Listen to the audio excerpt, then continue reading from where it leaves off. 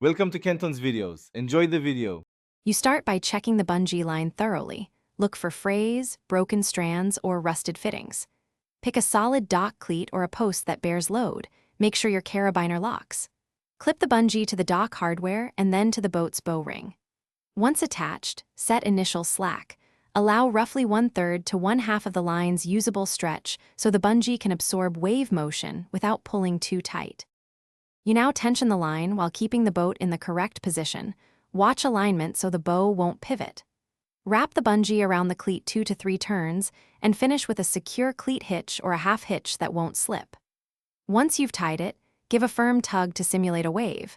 If the bungee feels too tight or too loose, adjust length or add a snubber to smooth shock loads and prevent chafe. Finish by tidying excess line and coiling it clear of propellers and deck traffic. Secure coils so they don't snag. Re-inspect every fitting and the bungee's tension after 10 to 15 minutes because materials settle and knots can bed in. If you notice abrasion, slipping, or reduced elasticity, stop using the line, replace it, or reroute away from edges. If slipping occurs, ready with an extra wrap or a backup line. Prevention is faster than repairing damage. Thanks for watching. Consider subscribing if we helped you.